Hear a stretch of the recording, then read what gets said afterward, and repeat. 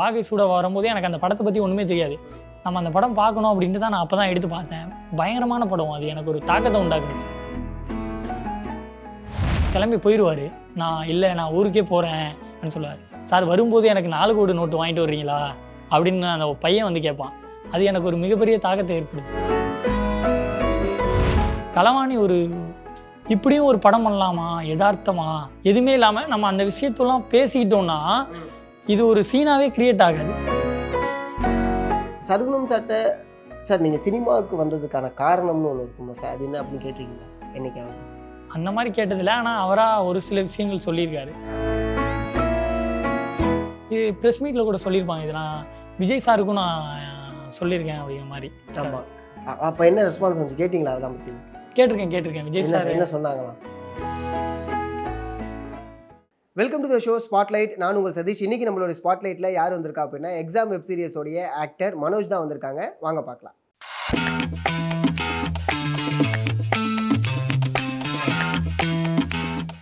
சர்க்குணம் சாரோட படத்தில் எனக்கு இந்த படம் ரொம்ப பிடிக்கும், இது எனக்கு ரொம்ப இன்ஃப்ளூயன்ஸ் பண்ணுச்சு அப்படின்னா அது என்ன படம்? எனக்கு வாகை சூட ரொம்ப பிடிக்கும், களவாணி ரொம்ப பிடிக்கும். வாகை சூட வரும்போதெல்லாம் நான் ரொம்ப சின்ன பையன். நான் எப்படின்னா வாகை சூட வரும்போது எனக்கு அந்த படத்தை பற்றி ஒன்றுமே தெரியாது. அந்த படம் பார்க்கும்போது நம்மளுக்கு வந்துட்டு நம்ம சின்ன குழந்தையா இருக்கும்போது எங்கேஜிங்காக இருக்கணும், ஃபைட் இருக்கணும், மாஸ் இருக்கணும், அந்த மாதிரி இருந்தால் தான் பிடிக்கும். அந்த படம் பார்க்கலண்ணா ரொம்ப வருஷம் கழித்து நான் இப்போ ஒரு 3 இயர்ஸ்க்கு முன்னாடி பார்க்கும்போது நம்ம அந்த படம் பார்க்கணும் அப்படின்ட்டு தான் நான் அப்போ தான் எடுத்து பார்த்தேன். பயங்கரமான படம். அது எனக்கு ஒரு தாக்கத்தை உண்டாக்குனுச்சு. எமோஷ்னலாக கிரியேட் பண்ணிச்சு, நிறைய விஷயத்த கிரியேட் பண்ணிச்சு. ஒரு எஜுகேஷனாக எவ்வளோ முக்கியம் அப்படின்னு நான் இந்த ஒரு காட்சி வந்து எனக்கு ரொம்ப பெரிய பாதிப்பை ஏற்படுத்திச்சு பார்க்கும்போது. இல்லை அந்த வசனமோ ஏதோ ஒன்று எனக்கு விமல் சார் கிளம்பி போயிடுவார். நான் ஊருக்கே போகிறேன் அப்படின்னு சொல்லுவார்.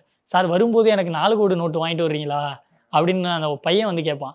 அது எனக்கு ஒரு மிகப்பெரிய தாக்கத்தை ஏற்படுது. அது சொல்லும் போதே எனக்கு இப்போ உள்ளற ஒரு மாதிரி ஆக்சுவலாக அது கூஸ்பம்ப் மொமெண்ட். ஆமாம், அந்த உணர்வை கடத்துற மொமெண்ட். ஆமாம், அது பயங்கரமாக இருந்துச்சு. களவாணியில் வந்துட்டு எனக்கு என்ன இது பண்ணுச்சுன்னா, களவாணி இப்படியும் ஒரு படம் பண்ணலாமா, யதார்த்தமா, எதுவுமே இல்லாமல் நம்ம அந்த விஷயத்தெல்லாம் பேசிக்கிட்டோம்னா இது ஒரு சீனாவே கிரியேட் ஆகாது. அந்த விஷயத்தெல்லாம் நம்ம இப்போ அவர் அங்கேருந்து வர்றாரு, இப்படி பண்ணுறாரு அப்படின்னு பேசிட்டோம்னா அது ஒரு சீனாவே கிரியேட் ஆகும். ஆனால் அதை பண்ணி ஒரு படமாக மாற்றினது எனக்கு அந்த படம் பார்த்தப்ப ரொம்ப பிடிச்சிருந்துச்சு. ஒரு புது ட்ரெண்டாக உருவாக்கி கொடுத்தது. இந்த RX சென்டரில் திருவி அதற்குள்ளே கட்டுக்கம்பி இரும்பு கம்பியை வைக்கிறதா இருக்கட்டும், அதான் இருக்கட்டும், நிறையா விஷயங்கள் பசங்களுக்கு அது பிடிக்க ஆரம்பிச்சிருச்சு. நம்ம இந்த மாதிரி இருக்கணும். ட்ரெண்ட் செட் மூவி தான் களவாணிங்கிறது. நீங்கள் சொன்ன லைக் வாகை சுடுவாலே வந்து பார்த்தீங்கன்னா அதுக்கப்புறம் பாக்கியரா செய்யக்கூடிய ஒரு விஷயம். அது ஒரு மிகப்பெரிய தாக்கத்தை ஏற்படுத்தும். நிறைய விஷயங்கள் இருக்கு வாகை சூடாவில். தனித்தனியாக நிறைய விஷயங்கள் சொல்லலாம். அந்த பனைமரத்தில் மீன் ஏறுறது, அதெல்லாம் ரொம்ப பேசப்பட்ட விஷயம். அதெல்லாம் ரொம்ப பிடிச்சிருந்துச்சு. லைக் யாருக்குமே ஆக்சுவலாக தெரியல மீன் எப்படி ஏறும் அப்படிங்கிற ஒரு இதெல்லாம் கேட்க ஆரம்பிச்சேன். அது நான் கேட்டேன் அவர்கிட்ட. இல்லை இந்த பனைமரத்தில் இது உண்மையா அப்படின்னு நான் கேட்டேன். இது உண்மைதான், உண்மையிலே ஏறும். இப்பயும் அந்த மாதிரி தண்ணிக்குள்ள பனைமரம் இருந்தால் மீன் ஏறுறது உண்டு அப்படின்னு சொன்னாப்புல. நிறையா அங்கே நடந்த எக்ஸ்பீரியன்ஸ் எல்லாம் அப்போ ஷேர் பண்ணுவார். அந்த ஷூட்டிங் ஸ்பாட்டை பற்றி கேட்டிருக்கீங்களா? ஏன்னா அந்த ஷூட்டிங் ஸ்பாட் தான் இருக்கலே ரொம்ப கஷ்டமான ஒரு ஷூட்டிங் ஸ்பாட் அவருடைய படத்தில். ஏன்னா முழுக்க வந்து பார்த்தீங்கன்னா வெயிலுடைய தாக்கம் ரொம்ப அதிகமாக இருக்கும் அந்த இடத்துல. அதுக்குள்ளே கடந்து போகிறதுன்னு ஒன்று இருக்கு. ஆமாம், நான் அந்த கேட்கும்போதே எனக்கு ஒரே ஒரு விஷயம் மட்டும் இப்போ எனக்கு மைண்டில் இருக்குது. நிறையா சொல்லியிருக்காங்க. அப்போ வந்துட்டு அது ஃபுல்லாகவே பிளெயினான இடம். அந்த நீங்கள் பார்த்தீங்கன்னாலே தெரியும் படம். எட்டிருந்து ஒரு ஆள் வந்தால் கூட அவங்க கேமராவில் தெரிவாங்க. இப்போ டோட்டலாகவே இதை கவர் பண்ணணும் அப்படின்னா ஊர் சப்போர்ட் வேணும் அவங்களுக்கு. எல்லோ பாய்ஸ் அப்படின்னு ஒரு டீம் இருப்பாங்களாம். அங்கே யாராவது வராங்கன்னா எல்லோ பாய்ஸ் அப்படின்னா டப்புன்னு போட்டு அமுக்கிட்டு வாங்கலாம். ஓகே, அதனால் சுற்றி எல்லோ பாய்ஸ் அப்படின்னு ஒரு 25-30 பேர் ஃபுல்லாகவே பயங்கர சப்போர்ட் பண்ணாங்க எனக்கு அப்படின்னு சொல்லிட்டு இது பண்ணுவாப்புல. எல்லோ பாய்ஸ் அப்படின்னு ஒரு சவுண்டு போட்டோம்னா எங்கே இருந்தாலும் டப்புன்னு காணா போயிடுவாங்க. புரியுது. அந்த மாதிரி லைக் சர்க்குணம் சார்ட்ட சார் நீங்கள் சினிமாவுக்கு வந்ததுக்கான காரணம்னு ஒன்று இருக்குமா சார்? அது என்ன அப்படின்னு கேட்டிருக்கீங்களா என்னைக்காவது? அந்த மாதிரி கேட்டதில்லை. ஆனால் அவராக ஒரு சில விஷயங்கள் சொல்லியிருக்காரு. சினிமாவுக்கு வந்தது அவர் நிறையா புக்கு படிப்பார் அப்பையிலேருந்து. அது மூலியமாக ஒரு சில விஷயங்கள் சொல்லியிருக்காரு. ஆனால் இதனால தான் நான் சினிமாவுக்கு வந்தேன் அப்படின்னு எதுவும் சொல்லலை. புரியுது. என்ன சொன்னார் அந்த டைம்? நான் புக்கு நிறையா படிப்பேன்டா, எனக்கு கதைகள் பிடிக்கும், எனக்கு சினிமா மேலே ஒரு இன்ட்ரெஸ்ட் இருந்துச்சு அப்படின்னு சொல்லியிருக்காரு. ஆனால் இதனால தான் வந்தேன் அப்படின்னு சொல்லலை. சினிமா புக்கு படிப்பேன், நான் அப்பையிலேருந்தே புக்கு படிப்பேன். என்னைய படிக்க சொல்லுவாங்க. நீங்கள் இப்போ அதிகமாக புக்கு படிக்கணும் அப்படின்னு சொல்லிட்டே இருப்பாங்க. புக்கு படித்தா மட்டும்தான் அது உனக்கு வேற ஒன்று கொடுக்கும், நீங்கள் புக்கு படிக்கணும்னு சொல்லிட்டே இருப்பார். அவர் நிறையா புக்கு படிப்பார், அப்பையிலேருந்தே படிப்பார். அதனால கூட கதைகள் பிடிச்சி அந்த மாதிரி வந்திருக்கலாம். எனக்கு கரெக்டாக தரல. நீங்க எந்த விதமான சர்வமன் சாரை விரும்புறீங்க? உதாரணத்துக்கு வாகை சூடவா, எக்ஸாம் அந்த மாதிரியான சர்வமன் சாரை விரும்புறீங்களா? இல்ல களவாணி மாதிரியான களவாணி மாதிரியான ஒரு அதுதான் அவரோட ஸ்ட்ரென்த் நினைக்கிறீங்களா? அதுதான் நான் கண்டிப்பாக களவாணி மாதிரியான ஒரு படம் தான் அவரோட ஸ்ட்ரென்த். ஓகே. ஏன்னா அதுதான் மக்கள்கிட்ட போயிட்டு ஈஸியாக சேருது அப்படிங்கிறத நான் விரும்புகிறேன். புரியுது. ஒரு ஏடியா இருந்தோம் அப்படின்னா நமக்குள்ள ஓகே நம்மளும் ஒரு படம் பண்ணலாம், நம்மளும் ஒரு கதை எழுதலாம் அப்படிங்கிற ஒரு எண்ணம் என்னைக்காவது எட்டி பார்க்கும். அது மாதிரி உங்களுக்கு வந்திருக்கா? வந்திருக்கு. அந்த மாதிரி எண்ணங்கள் இருக்கு. அப்பப்போ எட்டி பார்க்கும். இன்னும் அதை கரெக்டாக நான் இது பண்ணாமல் இருக்கேன், ரிசீவ் பண்ணாமல் இருக்கேன். ஒருவேளை கதை எழுதுறோம் அப்படின்னா அது என்ன மாதிரியான படமா இருக்கும்? எனக்கு ஒரு ஜாலியான படமாக இருக்கணும் அப்படிங்கிறது. இது எந்த நோக்கத்தையும் இது பண்ணி ஜாலியாக லைஃப்பில் நடக்கிற ஒரு இதாக இருக்கணும். அது மாதிரி தான். ஆமாம், ஜாலியான நீங்கள் இப்போ களவாணி அந்த மாதிரி கூட இது பண்ணிக்கலாம். ஓகே. ஆக்டிங் ஒர்க் ஷாப் அப்படிங்கிறது எப்படி இருந்துச்சு அங்கே? எனக்கு பயங்கரமான எக்ஸ்பீரியன்ஸ் இருந்துச்சு. எனக்கு இருக்க பயத்தெல்லாம் அவங்க வந்துட்டு ஈஸியாக கிளியர் பண்ணிட்டாங்க. நமக்கு நிறையா பயம் இருக்கும் உள்ளர.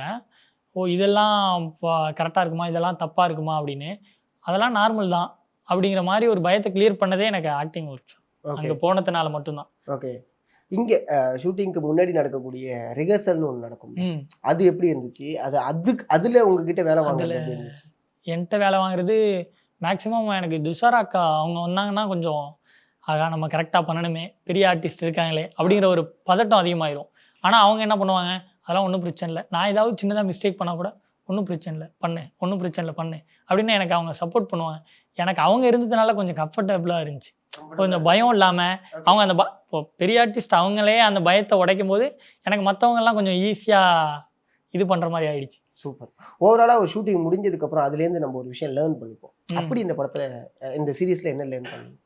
எனக்கு இந்த சீரீஸில் நான் என்ன லேர்ன் பண்ணேன்னா, டேரக்டர் வந்துட்டு சொல்கிறத நம்ம கரெக்டாக பண்ணாலே கரெக்டான ஒரு விஷயம் கிடச்சிரும், கன்வே ஆயிரும் அப்படிங்கிறது எனக்கு இதில் தான் புரிஞ்சிச்சு. டேரக்டர் சொன்னதை மட்டுமே நம்ம எடுத்து பண்ணால் போதும் அப்படிங்கிறது. டேரக்டருக்கான ஆளாக நம்ம மாறிக்கணும், டேரக்டருக்கான ஆளாக மாறிக்கணும். அவங்களுக்கான ஆளாக அவங்க சொல்கிறத டேரெக்டாக கன்வே பண்ணிட்டு அதுக்கான ஒர்க்கை உள்ளர பார்த்து இன்னும் கொஞ்சம் ஒர்க் பண்ணால் 100% அடிக்க முடியும் அப்படிங்கிற நம்பிக்கை வந்துச்சு. சூப்பர். இந்த சீரீஸில் உங்களுக்கு ரொம்ப பிடிச்ச ஒரு கேரக்டர் அப்படின்னா அது என்னவா இருக்கும்? துஷாரா மேம் கேரக்டர் எனக்கு அதில் ரொம்ப பிடிக்கும். ஓகே. மக்களுக்கு அவங்களோட கனெக்ட் பண்ணக்கூடிய கதாபாத்திரம் அப்படிங்கன்னா இந்த சீரீஸில் யாராக இருக்கும்? அவங்களா தான் இருப்பாங்க. அப்படியா? ஒரு நல்ல கேரக்டர். அவங்க வில்லேஜில் கனெக்ட் பண்ண, அதான் சொல்கிறேன்ல ஃப்ளாஷ்பேக்ஸ், அது பயங்கரமாக கனெக்ட் ஆகும். எனக்கெல்லாம் பயங்கரமாக எமோஷ்னல் ஆணுச்சு. மக்களுக்கு கனெக்ட் ஆகும் நம்புகிறேன். புரியுது. ஏன்னா நீங்க சொல்றதை வச்சு ஒரு விஷயம், அவங்க பாதிக்கப்பட்ட ஒருத்தவங்களால தான் அதை தட்டி கேட்க முடியும். அதனுடைய சூழலை வந்து அவங்க தான் உருவாக்க முடியும் அப்படிங்கிறது எக்ஸாம். ஆமாம், அதை பாதிக்கப்பட்டவங்களால மட்டும்தானே அதை உள்ளுணர்வை புரிஞ்சுக்க முடியும். இப்போ நான் பாதிக்கப்பட்டேன்னா என்னால் தான் அதை எப்படி மாற்றுறது, அதுக்கான முயற்சி நான் தான் எடுப்பேன். நான் பாதிக்கப்பட்டேன்னா நீங்கள் வந்து முயற்சி பண்ண மாட்டீங்கல்ல. கரெக்ட். ஸோ அந்த ஒரு விஷயத்தை எதிர்பார்த்து காத்திருக்கலாம். கண்டிப்பாக எதிர்பார்க்கலாம். ஓகே. இது சீசன் 2 எதிர்பார்க்கலாமா? வர ரிசல்ட்டை வச்சு இப்போயே முடிவு பண்ணிட்டாங்க, பிளான் பண்ணுறாங்க, பேசிக்கிட்டு தான் இருக்காங்க. நடக்கும், கண்டிப்பாக நடக்கும் நம்புகிறேன். ஏன்னா ரிலீஸுக்கு முன்னாடி ட்ரெய்லரோட ரெஸ்பான்ஸுங்கிறது ரொம்ப ஹியூஜாக தான் இருந்துச்சு. எல்லாருக்குமே ஏதோ ஒரு ட்ரெய்லர் வருது அப்படின்னு பார்க்காம உள்ளே வந்ததுக்கு அப்புறம் தான் இது என்னடா ஏதோ ஒரு விஷயத்த சொல்ல வருது, இதை பார்க்கணுங்கிறதுக்கான காரணங்கள் இதுக்குள்ளே இருக்குது அப்படிங்கிற மாதிரி தான் இருந்துச்சு. ட்ரெய்லரை பார்த்ததுக்கு அப்புறம் உங்கள் சைட்லேருந்து வர ரெஸ்பான்ஸ் ஒன்று இருக்கும், உங்கள் ஃப்ரெண்ட் சர்க்கிள், ஃபேமிலி சைடில் என்ன வந்துச்சு? என் சைட்லேருந்து வரும்போது இது அவருக்கான படமா, ஏன்னா அவர் வந்துட்டு வில்லேஜ் பேட்டர்ன் தான் மாமா அவர் பண்ணுறது எல்லாமே. அவர் இப்படி ஒன்று பண்ணியிருக்காரா அப்படிங்கிறதே அவங்களுக்கெல்லாம் ஷாக்காக இருந்துச்சு, பயங்கர ஷாக்காக இருந்துச்சு. சர்க்குணம் சார் பண்ணதா அப்படிங்கிற மாதிரி கேட்க ஆரம்பிச்சிட்டாங்க. அதுலேயே நிறையா பேருக்கு அவர் பண்ணியிருக்காரு, நம்ம பார்க்கணும், அவர் பண்ணியிருக்காரு, ட்ரெய்லர் பயங்கரமாக இருக்குது, அது எல்லாருமே கன்வே பண்ணிட்டாங்க. இதை சர்க்குணம் சார் பண்ணியிருக்கிறதுக்காகவே நாங்கள் பார்க்கணும், அவர் எப்படி இதை பண்ணியிருக்காரு அப்படின்னு சொல்லிட்டு, மேக்கிங்காக எப்படி பண்ணியிருக்காரு, மேக்கிங்காக சூப்பராக இருக்குன்னு சொல்லிட்டாங்க, யூஸ் பண்ணியிருக்காரு அப்படிங்கிறத பார்க்கணும் அப்படின்னு. சூப்பர். எதனால எக்ஸாம் ஸ்டார்ட் பண்ணும் அப்படிங்கிற ஒரு தாட் ஒன்று வந்துருக்கும், இந்த கதை இதுக்காக தான் ஸ்டார்ட் பண்ணணும், இதனால தான் இந்த படம் நான் எடுக்கிறேன் அப்படிங்கிற ஒரு ஸ்டார்ட் ஒன்று, ட்ரிகரிங் ஒன்று வந்துருக்கும். ஆமாம், அது கேட்டிருக்கீங்களா சர்க்குணம் சார்ட்ட? இல்லை, அவர் நார்மலாக சொல்கிறதே இதில் நிறையா பேர் பாதிக்கப்பட்டிருக்காங்க, இதில் வர்ற பிரச்சனைகள்லாம் பார்த்து தான் இதை நான் பண்ணியே ஆகணும் அப்படிங்கிற மாதிரி ஒரு முடிவு பண்ணார். இதில் இவ்வளோ ஸ்கேம் நடக்குது, ஆனால் மக்களுக்கு எதுவுமே தரலையே, அது ஏன் மக்களுக்கு தெரியவே இல்லை, இதை நம்ம இது பண்ணணும் அப்படிங்கிற மாதிரி அவருக்கு ரொம்ப நாளாகவே ஒரு தாட் இருந்துச்சு. நம்ம பண்ணோம். இது ப்ரெஸ் மீட்டில் கூட சொல்லியிருப்பாங்க, இது நான் விஜய் சாருக்கும் நான் சொல்லியிருக்கேன் அப்படிங்கிற மாதிரி. ஆமாம். அப்போ என்ன ரெஸ்பான்ஸ் வந்துச்சு, கேட்டிங்களா? அதெல்லாம் பற்றி கேட்டிருக்கேன். விஜய் சார் என்ன சொன்னாங்களா? அப்போ இல்ல கதை எனக்கு ரொம்ப பிடிச்சிருக்கு அப்படிங்கிற மாதிரி தான் சொன்னாப்ல. அது வந்து ஆக்சுவலா மூவியா மவுண்ட் ஆகுற மாதிரி ஆமா இருந்துச்சுல்ல? மூவியா பண்ற மாதிரி இருந்துச்சு. அடுத்து தான் அப்படியே வெப் சீரிஸா இப்ப பண்ணது வெப் சீரிஸா மூவ் பண்ணது. கரெக்ட். ஆக்சுவலா விஜய் சார் பண்ணியிருந்தாங்கன்னா லைக் கைண்ட் ஆஃப் மாஸ்டர் ட்ரீட்மெண்ட்ல ஒரு எக்ஸாம் ஆமா வந்திருக்கும். ஒரு எக்ஸாம் வந்திருக்கும். கொஞ்சம் கமர்ஷியல் கலந்து கொஞ்சம் அந்த ட்ரீட்மெண்ட்ல வந்திருக்கும். இது ஆனா இது எந்த டைம் பீரியட்ல லைக் இது 2 இயர்ஸ்க்கு முன்னாடி ஸ்டார்ட் பண்ணது. அந்த டைம் பீரியட்ல பேச்சுவார்த்தை நடந்துச்சா? ஆமா. அப்பயே மூவ் பண்ண ஆரம்பிச்சாங்க. 2 இயர்ஸ் முன்னாடியே ஸ்டார்ட் பண்ணி, அதுக்கான வேலைகள் அப்பயே நடக்க ஆரம்பிச்சிருச்சு. கொஞ்சம் கொஞ்சமா மூவ் ஆகி இப்ப தான் ஃபைனல் ஆகி நான் ஷூட் போயே 1 இயர் ஆகுது. ஓகே. 1 இயர் ஷூட் போச்சு. 1 இயர் ஸ்டார்ட் பண்ணி எண்ட் வரைக்குமே 1 இயர் ஆயிடுச்சு. அப்படி மேபி மவுண்ட் ஆயிருந்தது அப்படின்னா ஜனநாயகனுக்கு முன்னாடி எக்ஸாம் அப்படிங்கிற ஒரு படம் விஜய் சாரோட படமா இருந்திருக்கும். ஆமா. கரெக்டா? கண்டிப்பா. இல்ல நீங்க சொல்றது வந்து இப்ப சொல்றீங்க. விஜய் சார் இப்ப எக்ஸாம் விஜய் சார் கதை கேட்டது எப்பன்னா களவாணி அதெல்லாம் முடிச்சுட்டு அந்த டயத்திலேயே கொஞ்சம் அப்பவே கேட்டதா? அப்பயே அதுக்கப்புறமே கதை கேட்க ஆரம்பிச்சிட்டேன். ஆக்சுவலா அதுக்கப்புறமே எக்ஸாம் ஒரு வந்து 4 அப்பவே இயர்ஸ். ரெடி ஆயிடுச்சு. ஆமா 5 இயர்ஸ். ஓ. அப்பயே ரெடி பண்ண கதைகள் தான் இதெல்லாம். களவாணி 1 களவாணி 2ல எப்பயா? இல்ல களவாணி 1க்கும் 2க்கும் இடையில சண்டி வீரன் இதெல்லாம் முடிச்ச டைம்ல அந்த ஓகே. ரொம்ப நாளாவே ஒர்க் பண்ணிருக்காங்க இந்த கதைக்காக. பயங்கர டீட்டெயில் பண்ணியிருக்காங்க உள்ளர.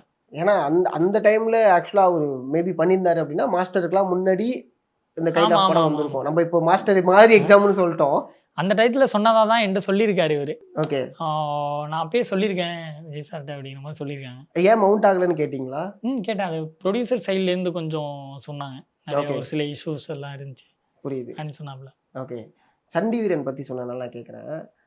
சண்டி வீரன் அந்த படமுமே வந்து பாத்தீங்கன்னா அந்த படத்துல தண்ணி பிரச்சனையை வந்து ரொம்ப அழகா காமிச்சிருப்பாரு. கரெக்ட்டுங்களா? ஸோ அந்த படத்துல நீங்க அந்த படம் பாத்துருக்கீங்களா? பாத்துருக்கேன். சண்டி வீரன் பாத்துருக்கேன். நான் எல்லா படமே பாத்துருக்கேன் ப்ரோ. இல்ல கேட்கணும்ல. எல்லா படமே பாத்துருக்கேன். ஓகே. ஏன்னா அந்த படத்துல இருக்கக்கூடிய பாடலே வந்து பாத்தீங்கன்னா இப்போ வரைக்குமே தண்ணீரும் தாய்ப்பாலும் அது எனக்கே பார்க்கும்போது பயங்கர இதா தான் இருக்கும். ஒரு மாதிரி இது வந்துடும், சிலுத்துரும் உடம்பே அந்த பாட்டு கேட்கும் போதே. அது இப்போ இல்லை உங்களை மாதிரி தான் நானும் இப்போ எனக்கு வந்துட்டு இப்போ 22 ஏஜ் தான் ஆகுது. எனக்குமே அதெல்லாம் புதுசு தான் பார்க்கும்போது. ஏன்னா அந்த டயத்துலலாம் நான் கூட இல்லை. அந்த டயத்துலாம் கூட இல்லை. உங்களை மாதிரி தான் நானும் அதை ஒரு ஆடியன்ஸாக தான் பார்க்குறேன். புரியுது. பயங்கரமான ஒரு ஆனால் கேள்விகள் எழும்பும்ல. இப்போ உதாரணத்துக்கு களவாணி மாதிரி ஒரு படம் பண்ணக்கூடிய ஒரு மனுஷன் வாகை சுடுவா மாதிரி ஒரு எஜுகேஷன் சம்மந்தப்பட்ட ஒரு படத்தையும் பண்ணுறாரு. சண்டி வீரன் மாதிரி இங்கே இருக்கக்கூடிய சூழலுக்கு தகுந்த ஒரு படத்தையும் பண்ணுறாரு. ஸோ இது எல்லாமே அவரோட நிலப்பரப்பில் நடக்குதான்னு கேட்டால் கிடையாது. எல்லாமே அவர் வாழாத நிலப்பரப்புலையும் நடக்குது. இதோடைய ரிசர்ச் எப்படி பண்ணுறீங்கன்னு கேட்டிருக்கீங்களா? கேட்டிருக்கேன். அவர் நிறைய மக்களை சந்திச்சு அந்த மாதிரி எடுக்கிறதா. அந்த நீங்கள் தண்ணீரும் தாய்ப்பாலும் அந்த சாங்கே வந்துட்டு ஒரு இதுலேருந்து எடுக்கக்கூடிய சாங் தான். இந்த வயலில் தண்ணி இறைக்கும் போது பாடுவாங்கல்ல, அந்த இதுலேருந்து எடுக்கக்கூடிய சாங் தான் சொல்லியிருப்பாங்க நிறைய இன்டர்வியூவில். அதுலேருந்து எடுக்கக்கூடிய சாங் தான். மக்கள்கிட்ட இருந்து எடுப்பார். அந்த அவங்களோட வாழ்வியல், இவர்கிட்ட வாழ்வியல் நிறையா இருக்கும். நான் பார்த்து நிறையா நேரம் வியர்ந்திருக்கேன். எப்படின்னா நம்ம ஒரு மேட்ரு சொன்னோம்னா அவர் அதை வேற மாதிரி சொல்லுவார். எப்படி சொல்கிறதுனா அவர்கிட்ட வாழ்வியலாகவே நிறையா இருக்கும். நம்ம ஏதாவது ஒரு கேரக்டரை பற்றி பேசினாலோ, இந்த மாதிரி ஒரு கேரக்டர் எங்கள் ஊரில் இருக்காங்கடா அப்படின்னு சொல்லிட்டு அப்படி ஒன்று சொல்லுவார். எந்த விஷயமா இருந்தாலுமே நிறைய டீட்டெயில்ஸ் இருக்குது அவர்கிட்ட. மக்கள் எல்லாரையும் ஒரு ரசிக்கக்கூடிய ஆளா அந்த மாதிரி ஒரு நிறைய வாழ்வியல் இருக்குது அவர்கிட்ட. நான் நினச்சிருக்கேன் நம்மள்ட்ட இந்த மாதிரி இல்லையே அப்படின்னு சொன்னால். நான் கொஞ்சம் ஊரில் இருந்தது கம்மி. மீனை பற்றி நிறையா தெரியும் உங்களுக்கு. எக்ஸாமில் நீங்கள் கூட பார்த்துருப்பீங்க. மீனை பற்றி தெரியும் நிறையா. அதனால மீனை பற்றி நிறையா வச்சுருக்காங்க. அதில் நிறைய வாழ்வியல் இருக்குது அவர்கிட்ட. அந்த டயத்தில் இப்போ எங்கள் டயத்துலனா ஒரு ஃபோன் வந்துருச்சு. இப்போ நாங்கள் பாதி நேரம் இதுக்குள்ளேயே ட்ராவல் பண்ணுற மாதிரி. அந்த டயத்தில் ஃபோன் பெருசாக கிடையாது. அவங்க நிறையா பேரோட விளையாண்டது இது பண்ணது எல்லாமே அவருக்கு இங்கே சினிமாக்குள்ளே வரும்போது அது எல்லாத்தையுமே கதையாக மாற்றிக்கிறாரு. அது ஈஸியாக அவரால் இது பண்ண முடியுது. ஒரு வாழ்வியல் இருக்கிறதுனால அவரை ஈஸியாக இது பண்ண முடியுது. ஒரு கதையை உருவாக்குறதுக்கான இது நிறையா கிடைக்குது அவருக்கு. ஓகே. இப்போ நீங்கள் லைக் இப்போ இருக்கக்கூடிய இந்த மொபைல் வேர்ல்டில் டிஜி வேர்ல்டில் வந்து பார்த்தீங்கன்னா இன்ஃப்ளூயன்சர் ப்ளஸ் வந்து நம்மளுக்கு இருக்கக்கூடிய இன்ஸ்டா ஃபாலோவர்ஸ் அப்படிங்கிறது இந்த ஆக்டிங்குள்ள ஒரு வாய்ப்பு கிடைக்கிறதுக்கு டிமாண்ட் பண்ணுதா? கண்டிப்பாக டிமாண்ட் பண்ணுது ப்ரோ. அது ஒரு சில டேரக்டரை பொறுத்து தான் இருக்குது. ஆனால் அது தேவை. அது நிறையா பேர் எதிர்பார்க்குறாங்க. உங்களுக்கு இன்ஸ்டால எவ்வளோ ஃபாலோவர்ஸ் இருக்காங்க, அதை வச்சு தான் வாய்ப்பும் ஓகே இதில் நீங்கள் இருக்கீங்க அப்படிங்கிற வாய்ப்பு. ஆமாம் வாய்ப்பும் வருது. ஏன்னா அவங்க தேடி போகிறத விட நான் ஓகே இவன் பையன் நல்லா பண்ணுறானே, ஃபோனில் நல்லா பண்ணுறானே. நானே நிறையா ரீல்ஸ் எல்லாம் பண்ணியிருக்கேன். சர்க்குணம் சார் அதெல்லாம் பார்த்து சொல்லியிருக்காரு, நல்லா பண்ணுறடா, ஆனால் நீ ஒரு கேரக்டர் எடுத்து நீ இதில் பண்ணுற அப்படின்னா அவங்களாம் மாறிடக்கூடாது. உனக்குன்னு ஒரு தனித்துவத்தை ஏற்படுத்திக்கணும். நீ ஒரு தனுஷ் சார் மாதிரி பண்ணுற இல்லை விஜய் சார் மாதிரி பண்ணுற யாராக வேணும் மாறி பண்ணலாம். ஆனா உனக்குன்னு ஒரு தனித்துவம் இருக்கணும். நம்ம வந்துட்டு ரீல்ஸ் பண்றது இதெல்லாம் வந்துட்டு ஒரு நடிப்புக்கான இதா இருக்காது அப்படின்னு சொல்லியிருக்காரு. ரீல்ஸ் எல்லாம் பண்ணக்கூடாது அப்படிங்கிற மாரி சொல்லியிருக்காங்க. என்ட்டயே சொல்லியிருக்காங்க. ரீல்ஸ் எல்லாம் பண்ணாத. அது வந்துட்டு உன்னோட கேரக்டர் வராது. வெளியில வராது. ஆமா. மாறிரும். அவங்களுடைய பிரதிபலிப்பு தான் நீங்க இருப்பீங்க. மசில் மெமரியில மாறிரும். ஆட்டோமேட்டிக்காக மாறிரும் அப்படின்னு சொல்லியிருக்காங்க. Super, super. நெறைய விஷயங்கள இதுலேருந்து கத்துருக்கீங்கன்னு ஆமா. நான் நெறைய பேசும்போது தெரியுது. ஆ. கண்டிப்பா எதிர்பார்ப்போம். அடுத்தடுத்த படங்களுக்காகவும் உங்கள கண்டிப்பா, எதிர்பார்ப்போம். கண்டிப்பா எக்ஸாம்ல bro. மிகப்பெரிய ஒரு வரவேற்பு கிடைக்கட்டும். ஆ. எக்ஸாம் மிகப்பெரிய வெற்றி அடையணும்னு சொல்லிட்டு எங்களுடைய சேனல் சார்பா வாழ்த்துக்களை கண்டிப்பா. தெரிவிச்சுக்கிறோம். நன்றி பிரதர். ரொம்ப தேங்க் யூ பிரதர். இன்னைக்கு நம்ம ஸ்பாட்லைட்ல எக்ஸாம் வெப் சீரிஸ்ல நடிச்ச ஆக்டர் மனோஜ் கிட்ட நிறைய விஷயங்களை கேட்டு தெரிஞ்சுக்கிட்டோம். இதே மாதிரி இன்னொரு ஸ்பாட்லைட்ல உங்களையும் சந்திக்கும் வரை உங்களிடமிருந்து விடைபெறுவது உங்கள் சதீஷ். நன்றி, வணக்கம்.